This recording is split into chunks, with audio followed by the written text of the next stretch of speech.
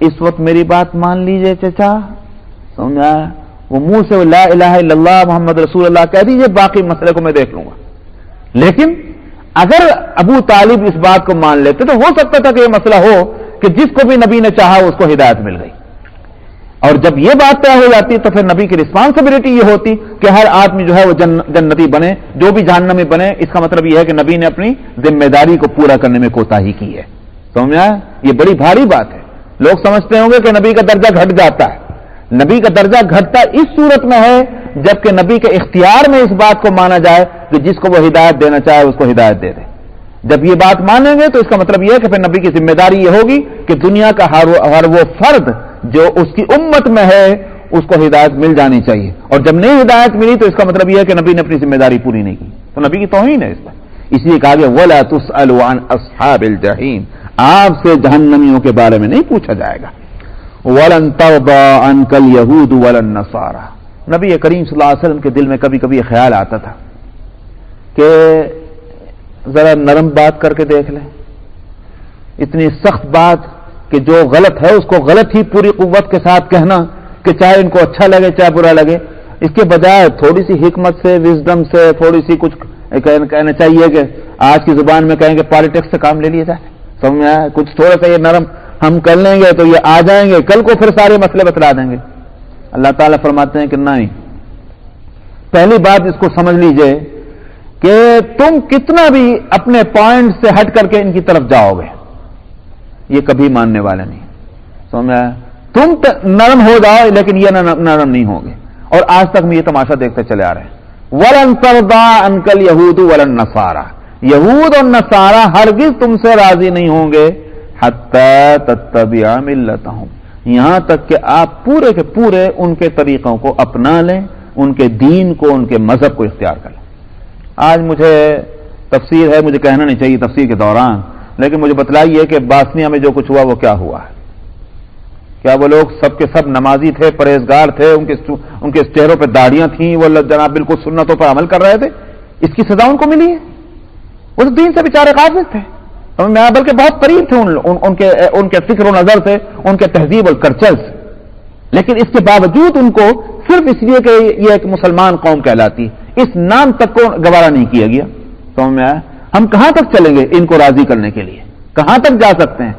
سمجھ میں آیا؟ آپ کوئی بھی کتنا بھی آپ 5% اپنا دین رکھ لیجیے اور 90% ان کا طریقہ اختیار کر لیجیے، آپ کو قبول کرنے کو تیار نہیں. سمجھ میں آیا؟ اس لیے اللہ تعالیٰ نے فرمایا وَلَن تَرْضَىٰ عَنْكَ الْيَهُودُ وَلَا النَّصَارَىٰ، یہود اور نصارہ آپ سے ہرگز راضی نہیں ہوں گے جب تک کہ آپ ان کا پورا دین نہ لے لیں. سمجھ میں آیا؟ اور ظاہر ہے کہ نبی کہیں کو دین لے گا، دین دینے واسطے ہے، لینے واسطے تھوڑی ہے. اس لیے چونکہ آپ جب آپ کو دین دینا ہے، لینا نہیں ہے، تب اس صورت میں کمپرومائز کرنا یا اپنے دین کے پیش کرنے میں کوئی سیاست اور نرمی اور حکمت ہے کوئی ضرورت نہیں. جو دین ہم نے آپ کو دیا ہے وہ پورا ایز اٹ از دے دو، جس کے سمجھ میں آئے لو، جس کے سمجھ میں آئے نہ لو. وَقُلِ الْحَقُّ مِن رَّبِّكُمْ فَمَن شَاءَ فَلْيُؤْمِن وَمَن شَاءَ فَلْيَكْفُرْ. آپ کہہ دیجئے تمہارے رب کی طرف سے یہ حق آ چکا، اب جس کا دل چاہے ایمان لے آؤ، جس کا دل چاہے نہ لاؤ. لیکن اس کو تمہاری وجہ سے بدلا نہیں جا سکتا. تو دین جو ہے یہ ہماری چیز نہیں. ٹھیک ہے، یہ میں جبہ پہنا ہوں، سمجھ میں آیا؟ یہ میری چیز ہے، میں اس کو کاٹ کے پھینک دوں، میں اس کو آدھا دے دوں، آپ کو پورا دے دوں، مجھے اختیار ہے. لیکن دین جو ہے جب وہ ہمارا نہیں بلکہ اللہ کا ہے، ہم کون ہوتے ہیں؟ ہم تو ان کے نوکر ہیں. سمجھ میں آیا؟ ہماری ذمہ داری ہے کہ جیسا دین وہاں سے آیا ویسے دوسرے تک پہنچا دے. ہماری چیز ہوتی تو ہم اس کو کاٹ چھانٹ کر سکتے تھے. اللہ کے دین میں کاٹ چھانٹ کرنے کا اختیار کسی کو نہیں. اس لیے فرمایا کہ وَلَن تَرْضَىٰ، ہرگز راضی نہیں ہوں گے پیغمبر آپ سے یہود اور نصارہ یہاں تک کہ آپ ان کے طریقوں کو مان لیں یا ان کے دین کو مان لیں. قُلْ إِنَّ هُدَى اللَّهِ هُوَ الْهُدَىٰ، آپ تو بس کہہ دیجئے کہ ہدایت تو وہی ہے اللہ کی، جو اللہ کی طرف سے ہدایت آئی، ہدایت وہی ہے. تم لاکھ تقریریں کرتے رہو ہمارا طریقہ صحیح، ہمارا طریقہ صحیح، جو اللہ کی طرف سے طریقہ آیا وہ صحیح ہے. تمہاری عقل اس کو مانتی ہو تو ٹھیک، نہیں مانتی تو ٹھیک، لیکن طریقہ وہی ہے جو اللہ نے مقرر کیا. وَلَئِنِ اتَّبَعْتَ أَهْوَاءَهُمْ بَعْدَ الَّذِي جَاءَكَ مِنَ الْعِلْمِ مَا لَكَ مِنَ اللَّهِ مِنْ وَلِيٍّ وَلَا نَصِيرٍ. بڑی خطرناک بات سمجھ میں آیا؟ نبی کو جب کہی جا رہی ہے، اب آپ سمجھ لیجیے. فرمایا اے پیغمبر، اگر آپ نے ان کی خواہشات کی پیروی کر لی اس کے بعد کہ آپ کے پاس علم آ چکا ہے، تو پھر اللہ کو چھوڑ کر کے نہ آپ کا کوئی مددگار ہوگا اور نہ کوئی آپ کا کارساز ہوگا. سمجھ میں آیا؟ جب اللہ ہی چھوڑ دیں گے تو پھر اب کون ملنے والا ہے مدد کرنے والا؟ اتنی سخت بات نبی کے تعلق سے، مطلب آپ دین جیسا ہے ویسے پیش کرتا ہوں. سمجھ میں آیا؟ اس میں کسی طرح کی نرمی اور قطر پیوت کرنے کا اختیار نہیں ہوگا، ورنہ پھر یہ کہ اللہ اپنا ہاتھ اٹھا لیتے ہیں آپ سے. الذین آتیناہم الکتاب یتلونہ حق تلاوتہ اولئک یؤمنون بہ. فرمایا جن لوگوں کو ہم نے کتاب دی ہے اور انہوں نے اس کی تلاوت کا حق ادا کیا ہے، یہی وہ لوگ ہیں کہ جو اس پر ایمان لائے ہیں. ومن یکفر بہ فاولئک هم الخاسرون. اور جنہوں نے اس کتاب کا انکار کیا یہی وہ لوگ ہیں کہ جو نقصان میں ہیں. یا بنی اسرائیل اذکروا نعمتی التی انعمت علیکم. اب تک آپ دیکھتے چلے آ رہے ہیں کہ بنی اسرائیل پر اللہ کی جو نعمتیں ہوئیں اور ان کی طرف سے جو نافرمانیاں ہوئیں ان کو گنایا گیا. یہاں تک تقریباً 40-45 ان کی نافرمانیوں کا تذکرہ آیا. تو مضمون جو شروع ہوا تھا وہ بھی یا بنی اسرائیل اذکروا نعمتی التی سے شروع ہوا تھا، اور اب مضمون ختم ہو رہا ہے تب بھی اسی آیت سے، اے بنی اسرائیل یاد کرو میری نعمت کو کہ جو میں نے تم پر کی ہیں، اور اس بات کو کہ میں نے تم کو سارے جہانوں پر فضیلت دی تھی. اس وقت جس وقت یہ بنی اسرائیل ایک ایسی امت تھے کہ جن میں اللہ کی طرف سے نبی آ رہے تھے، اس وقت تک ان کو بے شک دوسری قوموں پر فضیلت تھی، سارے جہانوں پر اس وقت فضیلت تھی، اس لیے کہ انبیاء ان کے اندر تھے. لیکن جب حضرت محمد صلی اللہ علیہ وسلم تشریف لے آئے اب سارے دنیا کے انسان وہ یکساں ہو گئے، اب وہی افضل ہوں گے کہ جنہوں نے نبی کی بات کو مان لیا ہے. وَاتَّقُوا يَوْمًا لَا تَجْزِي نَفْسٌ عَن نَفْسٍ شَيْئًا. اور ڈرو تم اس دن سے کہ جس دن کوئی جان کسی جان کی طرف سے بدلہ نہ بن سکے گی. یہ نہیں ہوگا کہ ابا پھنس رہے تو بیٹا جا کر کہہ دے کہ مجھے پکڑ لیجئے ان کو چھوڑ دیجئے. یہی ہے کہ بیٹا پھنس رہا ہے تو یہ باپ کہہ دے کہ مجھے جہنم میں دھکیل دیجئے مگر اس کو چھوڑ دیجئے. یہ نہیں ہوگا. یوم لا تجزی نفس عن نفس شیئا ولا يقبل منها عدل. اور نہ کوئی بدلہ کو قبول کیا جائے گا کہ صاحب میری اتنی پراپرٹی لے لیجئے اور میری جان چھوڑ دیجئے، اتنے ڈالر لے لیجئے میری جان چھوڑ دیجئے. نہیں، پھر لفظ لائیں عدل. عدل کہتے ہیں برابری کو. اس چیز کے برابر یہ ہوگا تو یہ عدل ہوگا، کمی ہوگی تو ظلم ہوگا، بڑھ کر ہوگا تو فضل ہوگا. عدل اس لیے لائے کہ تم اپنی جان کو چھڑانے کے لیے اس کے برابر کوئی چیز بھی پیش کرنا چاہو، اور ظاہر کہ ممکن نہیں. سمجھ میں آیا؟ جان کے برابر کوئی چیز ہے ہی نہیں جو پیش کی جائے. لیکن فرمایا جائے کہ اگر کوئی چیز برابر بھی تم لا کر پیش کرنا چاہو تو بھی قبول نہیں کی جائے گی. اس لیے لفظ عدل لائے ہیں. وَلَا تَنْفَعُهَا شَفَاعَةٌ. اور نہ اس دن کوئی شفاعت جو ہے وہ نفع دے گی. یہاں عام بات ہے، اگرچہ قرآن شریف میں کئی جگہ مسئلہ آ چکا اور میں تقریباً ہر جگہ بتا چکا ہوں کہ یہ معنی نہیں ہے کہ شفاعت ہوگی ہی نہیں. اس شفاعت کے نفع بخش ہونے سے انکار کیا جا رہا ہے جس پر ان کو اعتماد تھا کہ صاحب ہم کچھ بھی کر لیں لیکن یہ ہمارا رشتہ اور ہمارا تعلق جن سے ہے یہ اللہ میاں سے زبردستی ہماری جان چھڑوا لیں گے. اس سے انکار کرنا مقصود یہ ہرگز نہیں ہوگا، بلکہ یہ کہ ایک تو شفاعت وہی کریں گے جن کو شفاعت کرنے کا اختیار اللہ کی طرف سے دیا جائے گا. اجازت ہوگی، بے اجازت کوئی لاٹ ڈلا جا کر کے اور مچلنے لگ جائے کہ چھوڑو اللہ میاں میرا تو یہ نہیں ہوگا. جس کو اجازت ملے گی وہی کرے گا، نمبر 1. نمبر 2 یہ جس کے لیے اجازت ملے گی اسی کے لیے سفارش ہوگی. اور نمبر 3 یہ کہ جو سفارش کرنے کی اجازت ہوگی وہی سفارش ہوگی. سمجھ میں آیا؟ یہ 3 مسئلے قرآن شریف میں مختلف جگہ آ چکے ہیں. تو جب ان کا بھروسہ تو اس پر تھا کہ ہمارا تعلق فلاں سے ہے، وہ لڑ جھگڑ کے اللہ میاں سے ہم کو چھڑوا لیں گے، ہماری یہ فائدہ پہنچانے والی نہیں ہے یہ بات. وَلَا هُمْ يُنصَرُونَ. اور نہ ان کی کہیں اور سے مدد ہو جائے گی کہ کوئی زبردست آ کر کے اور وہ اللہ میاں سے ان کو چھڑا کر لے جائے. وَإِذِ ابْتَلَىٰ إِبْرَاهِيمَ رَبُّهُ بِكَلِمَاتٍ فَأَتَمَّهُنَّ. میں نے کہا تھا کہ تمہید چل رہی ہے وہ قبلے کے مسئلے کی، مگر ایسے انداز میں چل رہی ہے کہ اس سے خود اور مسئلے بھی نکلتے چلے جا رہے ہیں. تو یہاں حضرت ابراہیم علیہ السلام کا تذکرہ ہے، خاص طور پر ابراہیم علیہ السلام کا تذکرہ. ایک تو وہ قبلے کا مسئلہ ہے، میں آگے بتلاؤں گا کہ کیا جوڑ ہے ابراہیم علیہ السلام کا اس قبلے کے مسئلے سے. دوسری بات یہ ہے کہ یہ اہل عرب اپنے آپ کو ابراہیم علیہ السلام کی اولاد میں بھی کہتے تھے اور ابراہیم علیہ السلام کے طریقوں پر بھی کہتے تھے ہم تو انہی کے دین پر ہیں. اور دلیل میں کیا کہا کرتے تھے کہ دیکھ لو ہم بیت اللہ کی خدمت کرتے ہیں کہ نہیں کرتے, اور ہم حج بھی کرتے ہیں کہ نہیں کرتے, اور ہم اس کے عمرہ بھی کرتے ہیں, یہ سارے کام ابراہیم سے چلے آ رہے ہیں, لہذا ہم ابراہیم کے طریقے پر علیہ الصلوۃ والسلام.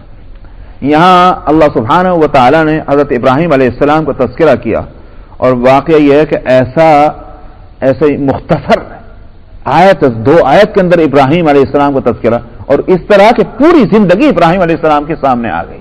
یہی کمال ہے قرآن شریف کا کہ پوری کتابیں لکھ ڈالیے اور وہ پوری کتابوں کو سمیٹ کر ایک آیت میں جمع کر دیا.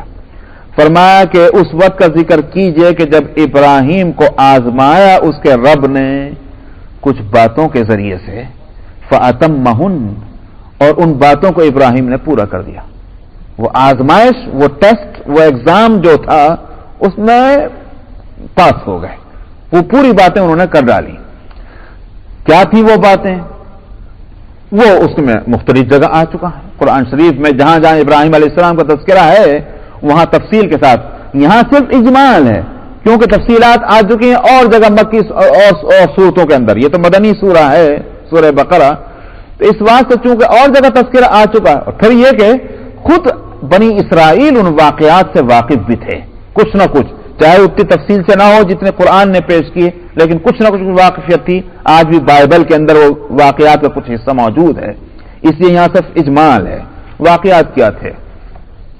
میں آج صرف ایک واقعہ, اس لیے کہ وقت ہو گیا. 3 باتیں تھیں جس میں اللہ سبحانہ و تعالی نے آزمایا تھا.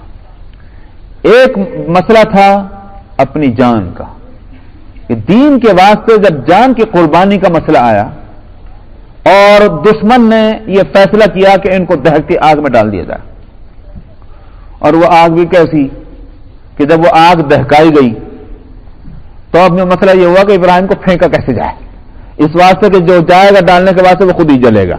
اتنی زبردست آگ جلائی گئی تھی کہ ابراہیم کو اس آگ میں ڈالنے کا مسئلہ پیدا ہو گیا. تو آخر یہ ہوا کہ بھائی ٹھیک ہے, ایک گوپیا بنایا جائے, گوپیے کے اندر ان کو بٹھایا جائے اور اس کے بعد ان کو جو ہے پھینک دیا جائے دور سے. اتنی زبردست آگ میں ابراہیم کو ڈالا جا رہا ہے. جان کس کو پیاری نہیں ہوتی؟ سمجھ میں آیا؟ جان تو سب کو پیاری ہے, مجھے بھی پیاری, ہر ایک کو پیاری, نبی کو بھی پیاری ہوتی ہے. ایسا نہیں کہ وہ جان کے دشمن ہوتے ہیں.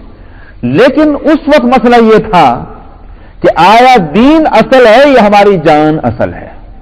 دین کی قربانی دینا آسان ہے یا اپنی جان کی قربانی دینا آسان ہے؟ ابراہیم علیہ السلام نے فیصلہ کیا جان اصل نہیں, دین اصل ہے.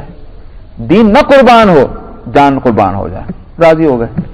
بعض مفسرین تو کہاں سے کوئی مضبوط حدیث کے اندر تو میں نے تلاش کیا نہیں ملا, لیکن بہرحال کہیں نہ کہیں روایتوں سے لا رہے ہیں مفسرین کہ فرشتے حاضر ہوئے ابراہیم علیہ السلام کے پاس اور انہوں نے کہا کہ ہم آپ کی مدد کریں, اس لیے کہ اوپر ہلچل ہے, آسمانوں کے اندر ہلچل ہے کہ خلیل اللہ کو آگ میں ڈالا جا رہا ہے, تو ہم مدد.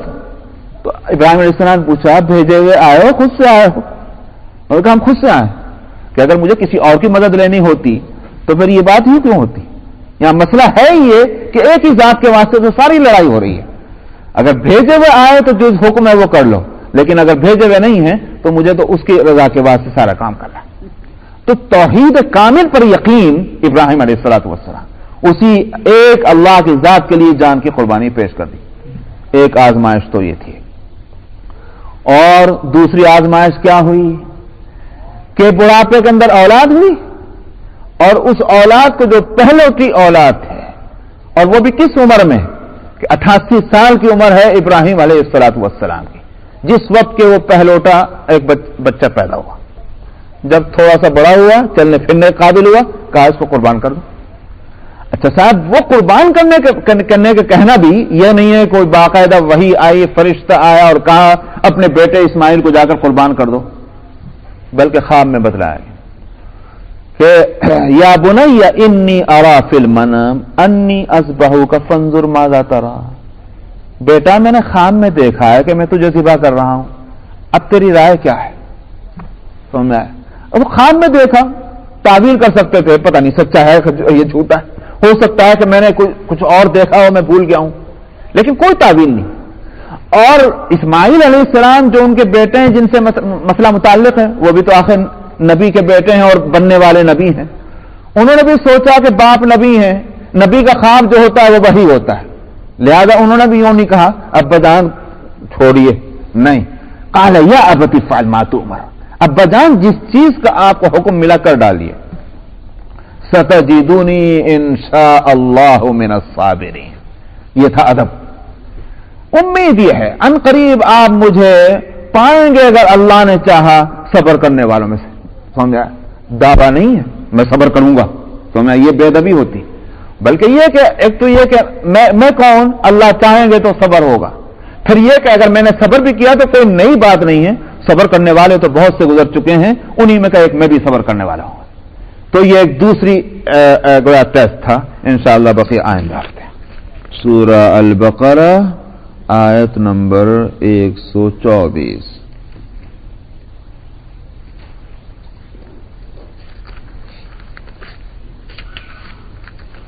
औज़ु बिल्लाहि मिनश शैतानिर रजीम। बिस्मिल्लाहिर रहमानिर रहीम। वइज़ इब्तला इब्राहीम रब्बुहु बिकलिमातिन फ़अतम्महुन्न क़ाल इन्नी जाइलुक लिन्नासि इमामा क़ाल वमिन ज़ुर्रिय्यती क़ाल ला यनालु अहदिज़्ज़ालिमीन। वइज़ जअलनल बैत मसाबतन लिन्नासि वअम्ना वत्तखिज़ू मिन मक़ामि इब्राहीम मुसल्ला वअहिदना इला इब्राहीम व इस्माईल अन तह्हिरा बैतिय लित्ताइफीन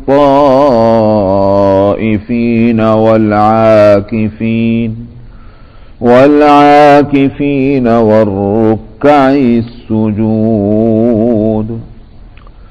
वइज़ क़ाल इब्राहीम रब्बि इजअल हाज़ा बलदन आमिनन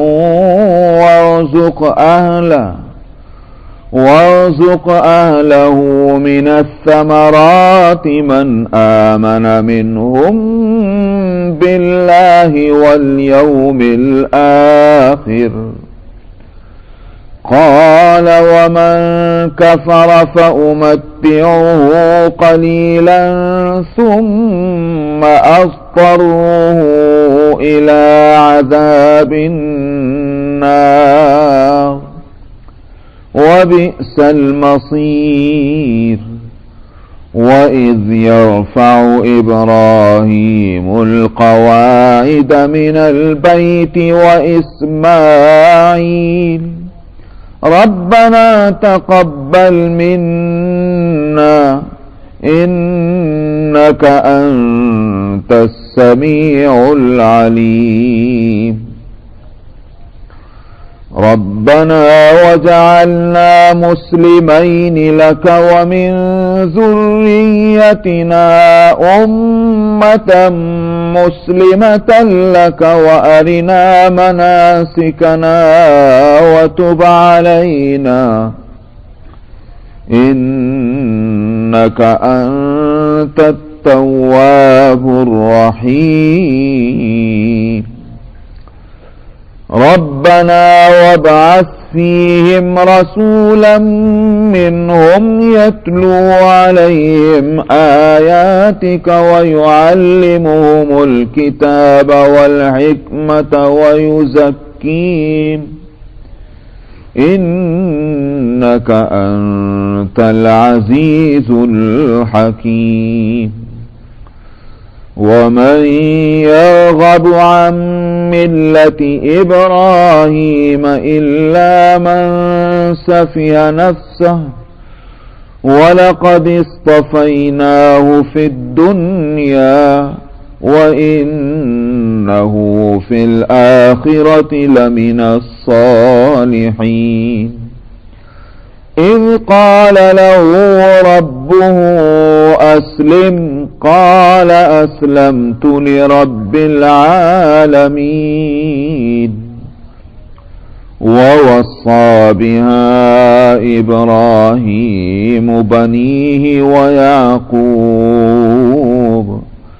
يا بني إن الله اصطفى لكم الدين فلا تموتن إلا وأنتم مسلمون أم كنتم شهداء إذ حضر يعقوب الموت إذ قال لبنيه ما تعبدون من بعدي قالوا نعبد إلهك وإله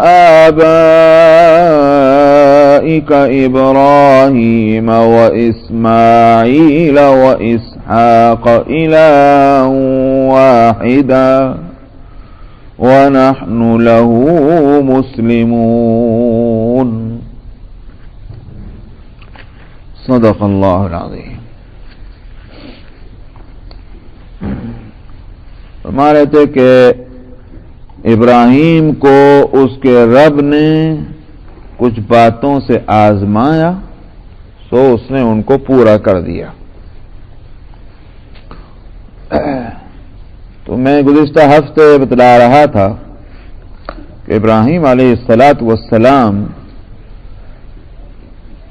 کی پوری زندگی اللہ سبحانہ و تعالی کی محبت اور اطاعت میں اس طرح سے گزری ہے کہ سارے تعلقات اور رشتے اور ناطے اور محبتیں ان سب کو اللہ کی محبت پر انہوں نے قربان کر کے دکھایا. عام طور پر جو محبت ہوتی ہے اور لگاؤ ہوتا ہے دل کو اور جن کے سامنے انسان مجبور ہو جاتا ہے, یہ مجبور اس درجے کہ بعض دفعہ تو یہ جانتے ہوئے بھی کہ یہ چیز حرام ہے, یہ چیز ناجائز ہے, مگر محبت سے مجبور ہو کر کے اولاد کی, ماں باپ کی, اور شوہر ہے تو بیوی کی, اور بیوی ہے تو شوہر کی, اور اسی طرح سے وطن کی محبت وغیرہ وغیرہ, ان سب چیزوں کی محبت سے مجبور ہو کر بعض دفعہ انسان یہ جانتے ہوئے بھی کہ یہ کام غلط ہے کرنے کے لیے تیار ہو جاتا, اس لیے کہ محبتیں جو ہیں وہ غالب آ جاتی ہیں, ان کے تقاضے غالب آ جاتے ہیں.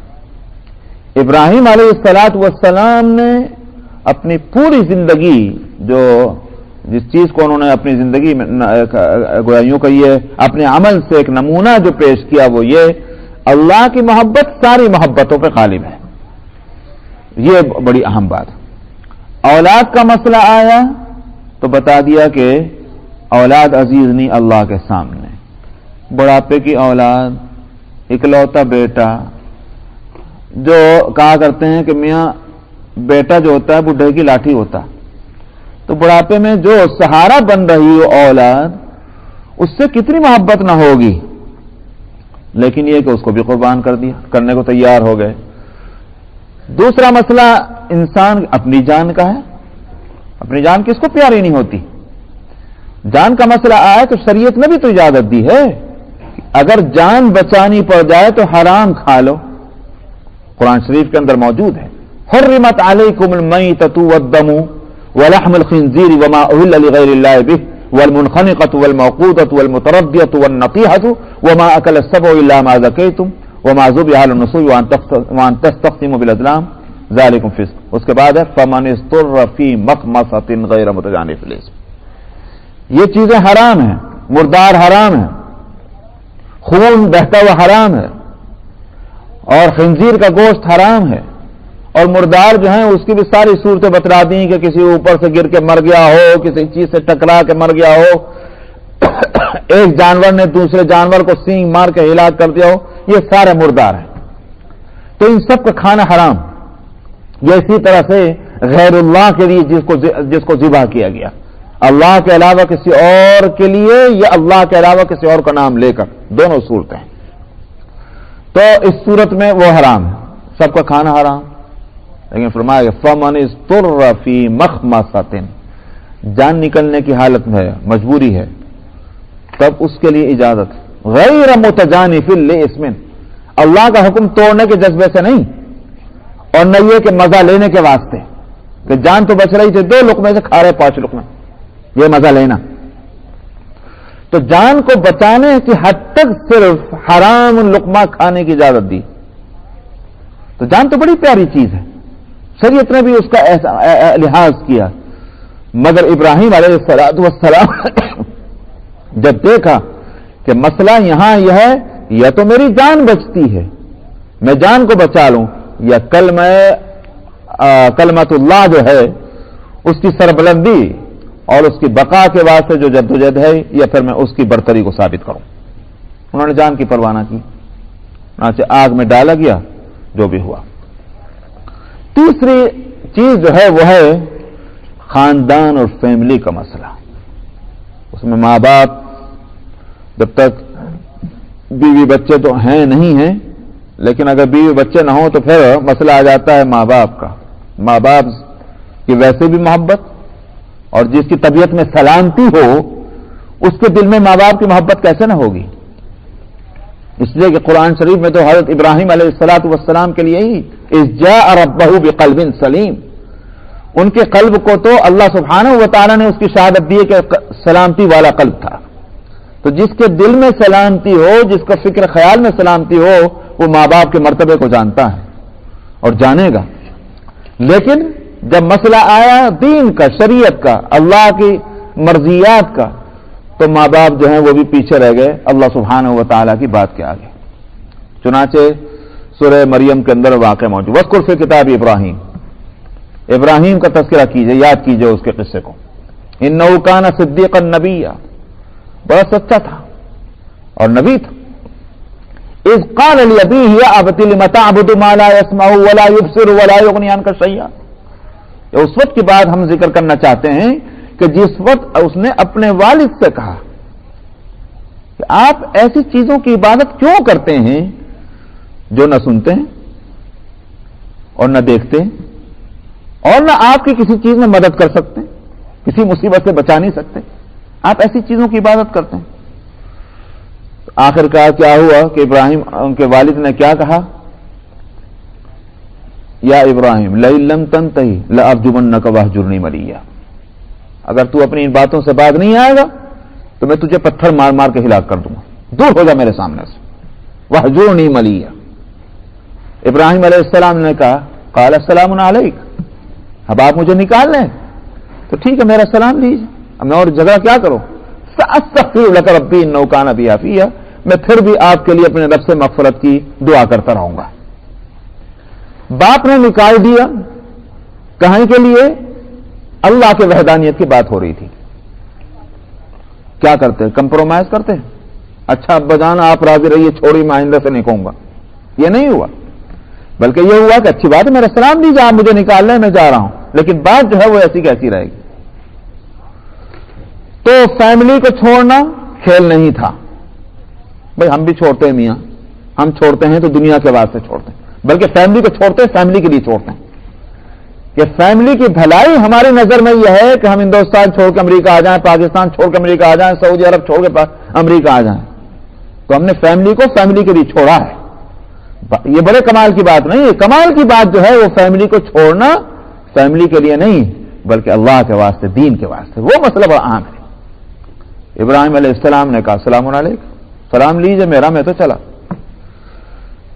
تو اپنے وطن کو چھوڑا اور پہلے نارتھ کی طرف گئے اور پھر وہاں سے گھومتے ہوئے اور فلسطین آ پہنچے.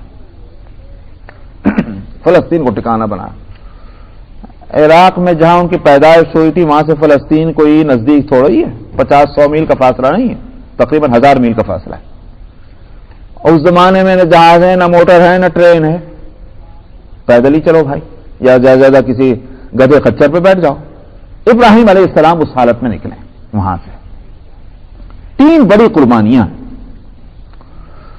چوتھی قربانی وہ آگے آ رہی، وہ بھی آئے گی، اور وہ ہے کہ یہ اسماعیل علیہ السلام اور ان کی والدہ حضرت ہاجرہ، ان دونوں کو، ابھی چھوٹے ہیں اسماعیل، بہت چھوٹے سے، گود میں ہیں، دودھ پیتے ہیں. اس قربانی سے پہلے ایک اور قربانی مانگی گئی، ان کو یہاں سے لے کے چلو فلسطین سے۔ فلسطین سرسبز شاداب علاقہ ہے، جو لوگ اس علاقے میں جا چکے ہیں وہ آج بھی ان کو پتا ہے کہ پھل اور فروٹ کے لحاظ سے وہ پورا علاقہ فلسطین کا اور سیریا تک کا واقعی اللہ کی نعمتیں وہاں ہیں۔ کہا گیا لے کے چلو یہاں سے بیوی بچے کو، سمجھے کہ معلوم ہوتا ہے کوئی اس سے زیادہ کوئی خوشگوار علاقہ ہے جہاں چلنے کو کہا جا رہا ہے۔ اچھا صاحب چلیے، چلے راستے میں جو بھی علاقہ آیا، بھئی یہاں رکنا ہے کیا؟ نہیں یہاں نہیں رکنا، اور آگے چلو۔ چلتے چلتے وہی 1000 میل کا فاصلہ طے کرا کے کہاں نے جا کے رکوایا؟ ایسی جگہ نہ پانی، نہ گھاس، نہ پھوس، نہ درخت، نہ پتا، نہ آدمی، نہ چڑیا، کچھ بھی نہیں۔ چاروں طرف پہاڑ ہیں، سوکھے پہاڑ پتھر کے، اور کنکروں کا فرش ہے، زمین ہے، اور اوپر آسمان ہے۔ کیا یہاں چھوڑو، اب میں کیا کروں؟ تم چھوڑ کے واپس جاؤ۔ ابراہیم علیہ السلام نے یوں نہیں پوچھا ان کو کن پہ چھوڑ دوں، یہ دودھ پیتا بچہ ہے، یہ ایک عورت ہے، یہاں نہ آدم ذات، یہ کہاں سے کھائے گی، کہاں سے پیے گی، کیا کرے گی؟ کچھ نہیں۔ بہت اچھا، چل پڑے وہاں سے۔ حضرت ہاجرہ نے پوچھا کہاں جا رہے ہیں؟ کوئی جواب نہیں، اس لیے کہ بتائیں تو جب انہیں کو معلوم ہو کہ مجھے جانا کہاں ہے، وہاں سے چل پڑے۔ چلے جا رہے، آخر کو ہاجرہ نے جب دیکھا کہ یہ تو رکتے نہیں، تو یہ آواز دے کر یہ پوچھا کہ اچھا اتنا بتا دو تم خود سے جا رہے یا اللہ کے حکم سے جا رہے؟ تو ابراہیم علیہ السلام نے پیچھے مڑ کر یہی کہا میں اللہ کے حکم سے جا رہا ہوں۔ تو ہاجرہ نے کہا کہ پھر تو جائیے، جس اللہ کے حکم سے آپ ہم کو چھوڑ رہے ہیں وہی اللہ ہمارا نگہبان ہو۔ کھیل نہیں تھا، دودھ پیتے بچے کو اور اپنی بیوی کو اس طرح کون چھوڑ سکتا؟ لیکن ابراہیم علیہ السلام نے یہ چاروں قربانیاں بے مثال قربانیاں پیش کی، اور اللہ کے لیے۔ اللہ سبحانہ و تعالیٰ کا معاملہ ایسا نہیں ہے کہ صاحب مرغی اپنے جان سے گئی، کھانے والے کو مزہ ہی نہ ہے۔ ایک بندہ اگر اللہ کے لیے قربانی دیتا ہے، ان اللہ غفور شکور، اللہ سبحانہ و تعالیٰ جہاں غفار اور غفور ہیں وہاں شکور بھی ہیں۔ شکور کے معنی یہ ہوئے کہ وہ قدردانی کرتے ہیں عمل کی۔ ابراہیم علیہ السلام نے جب یہ قربانیاں دیں تو اللہ سبحانہ و تعالیٰ نے دنیا ہی میں اس کا بدل عطا فرمایا۔ جان کی قربانی دی اور اولاد کی، اس کے جان کی قربانی دی تو اس کے لیے فرمایا کہ ہم نے تم کو امامت کا منصب دے دیا، اس کی میں تشریح کروں گا آگے۔ اور خاندان کی قربانی دی تو اس سے بہتر فیملی ان کو عطا فرمائی، اس کی بھی آگے تشریح ہوگی۔ اور وطن کی قربانی دی تو اللہ سبحانہ و تعالیٰ نے اس سے زیادہ بہترین علاقہ دیا۔ کس لحاظ سے؟ فلسطین کا علاقہ جو ہے وہ اس لحاظ سے بہترین ہے کہ صاحب میں نے جیسے کہا کہ پھل اور فروٹ خوب، عراق کے مقابلے میں وہاں زیادہ پھل فروٹ ہے، نمبر 1۔ نمبر 2 یہ کہ فلسطین اور وہ جو جہاں اسماعیل علیہ السلام کو چھوڑا تھا وہ علاقہ مکہ، ان دو علاقوں کو قیامت تک کے واسطے مقدس قرار دے دیا گیا، اور ابراہیم علیہ الصلوۃ والسلام کی نسبت سے یہ دونوں جگہیں جو ہیں وہ عظمت والی سمجھی جاتی رہی۔ یہ ہے اللہ سبحانہ و تعالیٰ کی طرف سے بدلہ جو ملا ابراہیم علیہ السلام کی قربانیوں کا۔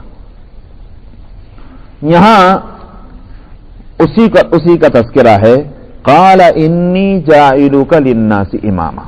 اچھا صاحب، امامت کے معنی کیا ہے؟ میں نے کہا تھا کہ ہاں یہ تو میں نے کل بات کہی تھی، امام کہتے ہیں ایک ایسی چیز کو یا ایک ایسے فرد کو کہ جس کو فالو کیا جائے، جس کی پیروی کی جائے، جس کا اتباع کیا جائے۔ یہاں امام جو آگے کھڑا ہوتا ہے اس کو امام کیوں کہتے ہیں؟ اس لیے کہتے ہیں کہ سارے پیچھے جتنے لوگ ہوں گے وہ سب اس کو فالو کریں گے۔ وہ رکوع میں جا رہا ہے، رکوع میں جاؤ گے، وہ سجدے میں جا رہا ہے، سجدے میں جاؤ گے، سمجھ میں آیا؟ وہ تحیات میں بیٹھ رہا ہے، آپ کو تحیات میں بیٹھنا ہوگا، وہ سلام پھیر رہا ہے، آپ کو سلام پھیرنا ہوگا۔ یہاں تک کہ اگر آپ نے 3 دفعہ نہیں پڑھا مثلا تسبیحات کو رکوع میں اور سجدے میں، تو دوسرے ائمہ کے نزدیک تو آپ فوراً کھڑے ہو جائیے، وہ کام کیجئے جو امام کر رہا ہے۔ حنفیہ کہتے ہیں کہ 3 مرتبہ، چونکہ منیمم ہے تسبیحات، اس کو 3 مرتبہ پڑھ لینا چاہیے، لیکن دوسرے فقہا تو کہتے ہیں چھوڑیے اور امام کی اقتدا کیجیے۔ اسی طرح سے آپ کی تحیات نہیں پوری ہوئی، نہیں ہوئی، چھوڑ دیجئے، سلام پھیر رہا ہے امام، آپ بھی سلام پھیر دیجیے۔ یہ نہیں ہے کہ امام صاحب نے تو جلدی مثلا التحیات پوری کر لی اور سلام پھیر رہے ہیں اور آپ ہیں کہ التحیات اور درود سارے پڑھنے بیٹھے ہوئے، نہیں، سلام پھیر لیجیے، امام کی اقتدا کرنی۔ اور تو اور اگر آپ سے ایسی غلطی ہو گئی کہ آپ کو سجدہ سہو کرنا ہے، اگر آپ اکیلے نماز پڑھتے ہوتے اور اس غلطی وہ ہوتی تو آپ کو سجدہ سہو کرنا ہوتا، لیکن اگر آپ امام کے پیچھے نماز پڑھ رہے ہیں، آپ سے ایک نہیں 50 غلطیاں ہو جائیں ایسی جس سے سجدہ سہو کرنا ہوتا ہے، آپ کو سجدہ سہو کرنے کی ضرورت نہیں، اس لیے کہ امام صاحب کے آپ اقتدا کر رہے ہیں۔ اور اگر امام سے ایسی غلطی ہو جائے کہ جو سجدہ سہو کرنا پڑے، آپ میں سے کسی سے وہ غلطی نہ ہو لیکن آپ کو سجدہ سہو کرنا پڑے گا، اس لیے کہ امام کی اقتدا۔ امام کہتے اس کو ہے جس کو فالو کیا جائے۔ اسی واسطے قرآن شریف میں لوح محفوظ کو بھی امام کہا گیا کہ نکتب ما قدموا وآثارهم وکل شیء احصیناہ فی امام مبین، سورہ یاسین میں ہم نے ہر چیز کو امام مبین کے اندر اس کا پورا ریکارڈ ہم نے تیار کر کے رکھا ہوا ہے۔ امام کہا گیا لوح محفوظ کو، کیوں کہا گیا؟ اس واسطے کہ دراصل وہی اصل جنرل ریکارڈ ہے، جو کچھ دنیا میں ہونا ہے، ہو چکا ہے اور ہوگا، اس کا پورا پلان اور پورا ریکارڈ جو ہے وہ ایک جگہ موجود ہے، اس کو لوح محفوظ بھی کہیں گے، اور اس کو ایک آپ جو بھی نام دیں اس کو امام کہا گیا۔ جو سورہ الدخان میں ہے، حامی والکتاب انا انزلناه فی لیلۃ مبارکۃ انا کنا منذرین فیہا یفرغ کل امر حکیم امرا من عندنا، ہم نے اس قرآن کو ایک مبارک رات میں اتارا، وہ مبارک رات ایسی رات ہے کہ جس میں حکمت والے معاملات کے فیصلے کیے جاتے ہیں۔ اس آیت کے تعلق سے حدیث میں آتا ہے کہ اس رات میں فیصلے کیسے کیسے ہوتے ہیں، ایک کس کو مرنا ہے اس سال، کس کو پیدا ہونا ہے، کس کو کتنی روزی ملنی ہے، سمجھ میں آیا، کس کو اس سال حج کے لیے جانا ہے، یہ اہم فیصلے اس رات میں ہوتے ہیں۔ یہ مطلب نہیں کہ اس سے پہلے فیصلے ہوئے نہیں، بلکہ اسی سال ہوں گے فیصلے، بلکہ اس کا مطلب تمام علماء نے، مفسرین اور محدثین نے یہ لیا ہے کہ فیصلے تو اللہ نے پہلے سے کر رکھے ہیں، لیکن وہ فیصلے لوح محفوظ میں ہیں۔ اس رات کے اندر ان لوح محفوظ سے ان فیصلوں کی کاپی کرا کر متعلقہ فرشتوں کے حوالے کر دیا جاتا ہے، یہ ہے وہ چیز۔ تو لوح محفوظ کو امام مبین کہا گیا۔ یہاں فرمایا کہ ہم نے آپ کو لوگوں کا امام بنا دیا، کس کو؟ ابراہیم علیہ السلام کو۔ للناس کہا، اور الناس میں ہر طرح کے لوگ ہیں، چاہے وہ گورے ہوں کہ کالے ہوں، وہ ایسٹرن ہوں کہ ویسٹرن ہوں، سمجھ میں آیا، وہ کوئی بھی اپنی نسبت کسی بھی جماعت سے، کسی قوم سے، کسی برادری سے، کسی مذہب سے رکھتے ہوں، لیکن وہ سب کے آپ ہی امام ہوں گے، آپ ہی ان سب کے پیشوا ہوں گے، آپ ہی کو لوگ فالو کریں گے۔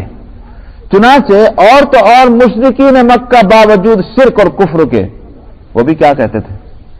ہم تو طریقہ ابراہیمی پر ہیں، اولاد ابراہیم میں ہیں اور ملت ابراہیمی پر ہیں، یہ ان کا دعویٰ تھا۔ یہود کیا کہتے ہیں؟ وہ کہتے ہیں کہ ابراہیم یہودی تھے، آگے آ رہا ہے لفظ وہ،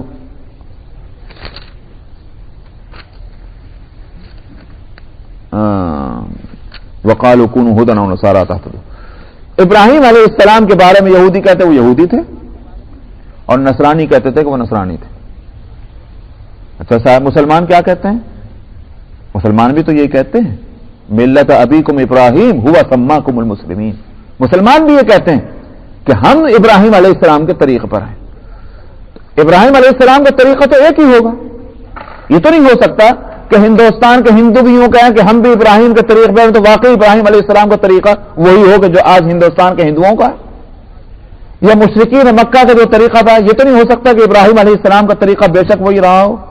ابراہیم علیہ السلام کا طریقہ تو ایک ہی تھا، لیکن میں یہ عرض کر رہا ہوں، اللہ تعالیٰ نے فرمایا کہ میں تم کو سب کا امام بناتا ہوں۔ تو دیکھ لیا دنیا نے کہ ابراہیم علیہ السلام کو آئے ہوئے دنیا میں کم از کم 5000 سال ہو گئے. اس 5000 سال کے اس عرصے میں 5500 سال کے اس عرصے میں کتنی قومیں آئیں اور کتنے مذہب آئے اور کتنی شریعتیں آئیں، لیکن ان سب نے ابراہیم ہی کو اپنا پیشوا مانا. اللہ نے جو فرمایا تھا وہ کس طرح سے صحیح ثابت ہوا. تو اللہ سبحانہ و تعالیٰ قربانی کا بدلہ اس طرح دیتے ہیں. اچھا صاحب، اس بات کو تو وہ سب مانتے ہیں. کون؟ یہودی بھی مانتے ہیں اور نصرانی بھی مانتے ہیں. ابراہیم علیہ السلام بے شک امام تھے، پیشوا تھے. مسئلہ جو ہے اس کو میں ابھی بتا دیتا ہوں. یہ آخر بات چل کیا رہی؟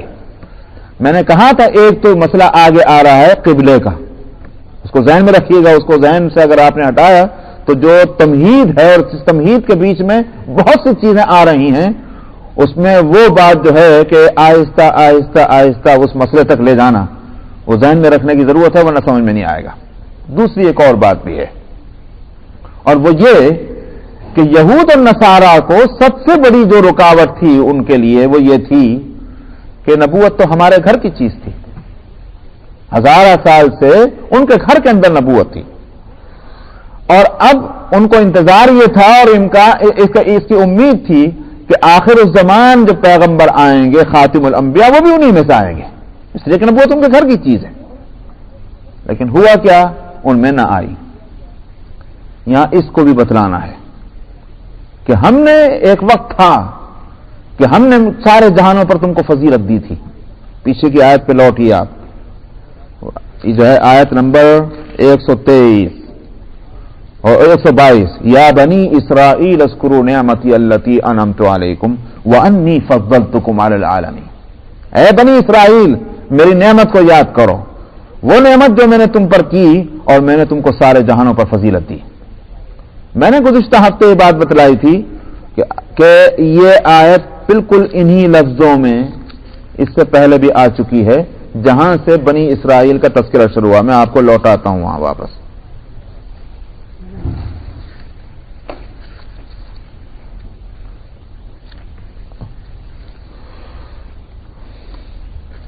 دیکھیے اس کا